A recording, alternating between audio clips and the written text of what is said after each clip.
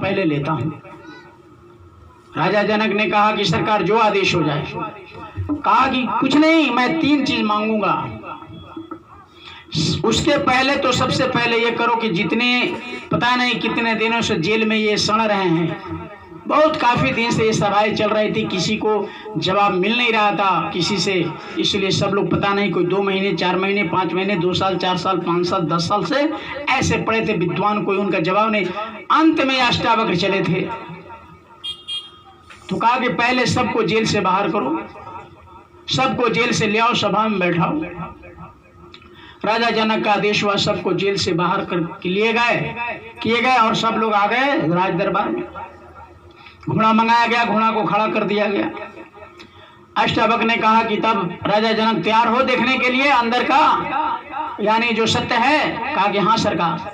कहा कि दक्षिणा में 3 चीज दे दो, मांगा जाए सरकार। कहा कि पहले तो पूरा राजपाट दे दो पूरा, यानी कहा कि धन दे दो, धन जितने भी तुम्हारे पास धन है सब मेरे चरणों में रखो। कहा कि रख दिया सरकार। कहा कि अब मन हमारे चरणों में रख दो, मन। कहा कि ठीक है सरकार, रख दिया।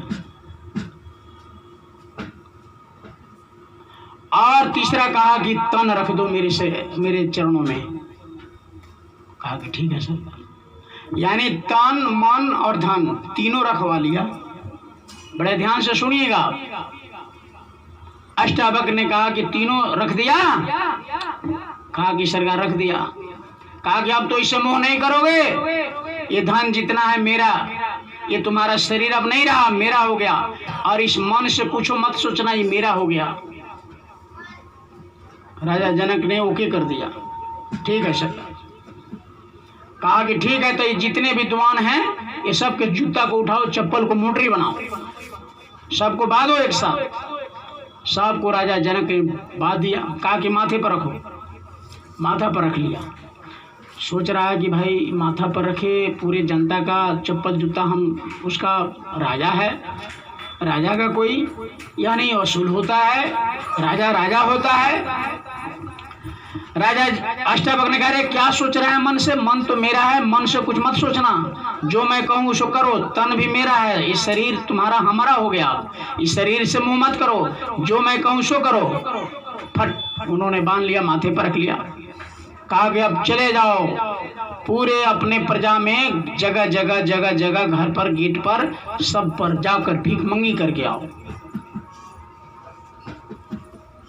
जा करके सभी अपने दरबार, अपने यानी सब ये राज में ऐसे करके मांगा। तब जा करके आया। कहा कि अब आ गए। जब राजा जनक आ गए भिक्षा करके, तब कहा कि हाँ सरकार। तो कहा कि चलो अब रखो मोटर, इधर आओ।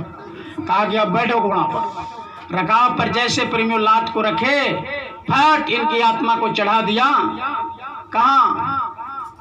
सत्यलोक में। अब राजा जनक के शरीर तो घोड़े पर, लेकिन उनकी आत्मा जैसे आप चारपाई पर सोए रहते हैं, खाट पर, पलंग पर, और स्वप्न देखते रहते हैं कि हम झरना में स्नान कर रहे हैं, तालाब में स्नान कर रहे हैं, हम पहाड़ों पर घूम रहे हैं, हम बहुत सुंदर सुंदर दृश्य देख रहे हैं। लेकिन जब आंख खुलती है प्रेमियों, तो आप अपने खाट पर होते हैं। उसी तरह राजा जनक का शरीर तो था घोड़े पर, लेकिन उसकी आत्मा सफर कर रही थी पूरे मंडलों का, सत्यलोक का, वहां का जो आनंद है उसका आनंद ले रहे थे। अब राजा जनक वहां का आनंद देख करके, वहां के आनंद को यानी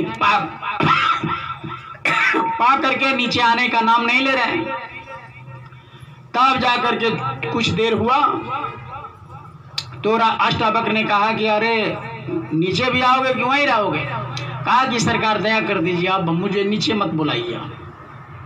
कहा कि नहीं नहीं, अरे राजकाज कौन देखेगा, चलो। नहीं आ रहे। तब इन्होंने अपनी दया को ढीला किया, तो सट से नीचे आ गए। कहा कि सरकार कृपा कर देते, वहीं छोड़ देते। कहा कि तो फिर ये कौन करेगा, ये राजपाट कैसे चलेगा? तो कहा कि सरकार अब हमको ये राजपाट नहीं चाहिए, कहा कि ये राजपाट नहीं चाहिए, मेरा है, तुम्हारा थोड़ी है कि तुम कर रहा है मेरा राजपाट, मेरा है, मेरा, ये मेरा है। अब तुम मेरा नौकर है, नौकर। अब मैं, तुम अपने मन से भी अपनी मनमानी नहीं कर सकता, तन से भी मनमानी नहीं कर सकता, धन से भी मनमानी नहीं कर सकते, ये सब तीनों मेरा है। अब मैं जो कहूँ सो करो। यह मत समझना कि राज मेरा है, ये मत समझना शरीर मेरा है, ये मत समझना कि ये धन मेरा है। अब मेरा समझ करके इसको तुमको देखभाल करना, रखवारी करना है, नौकरी करना है तुमको। तो सरकार वहां का आनंद कैसे मिलेगा? कहा कि उसके आनंद के लिए मैं जुक्ति बताऊंगा, तुम उसको करना। वो तो मेरे शक्ति से चला गया, तुम ऊपर देख लिया। अब मैं तुमको वो शक्ति दूंगा, वो दौलत दूंगा कि तुम सदा के लिए जब उसको कर लोगे तो हमेशा हमेशा के लिए जब चाहो इस जनकपुरी में रहो, और जब चाहो जब आंख को बंद किया गोस्वामी जी महाराज ने, तो इसी विद्या को जब पा लिया तो गोस्वामी जी महाराज ने कहा कि मुदऊ नैन तरसित में भयो, आप पुण्य चितवत कौशलपुर गयो। कि मैं जब आंख को बंद किया और उस प्रभु के लिए तरसा, तो पुनि, पुनि कहते समय के सबसे छोटे माप को पुनि कहते हैं, पुनि चितवत कौशलपुर गया हूँ। आंख को बंद किया और उस माली के घर पहुंच गया। उसी तरह राजा जनक को कहा गया कि राजा जनक अब इस फेरे में मत रहो, ये तो सब मेरा है, इसको देखभाल करते हुए जब तुम्हारी इच्छा हो आंख को बंद करना और सट से उस मालिक के देश में चले जाना, जो हमेशा अस्थाई है, हमेशा कभी उसमें परिवर्तन नहीं होता। वहां चले जाना, मौज मस्ती करना और फिर यहाँ आकर मेरा ये देखभाल करना, मेरे दौलत को रक्षा करना।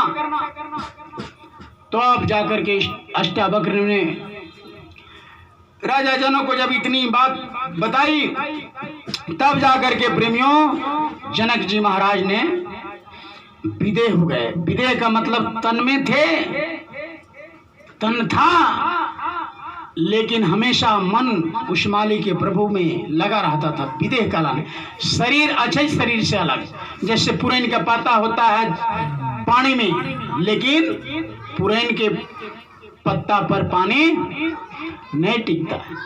नाव पानी में रहता है, लेकिन नाव में पानी आने पर नाव डूब जाता है।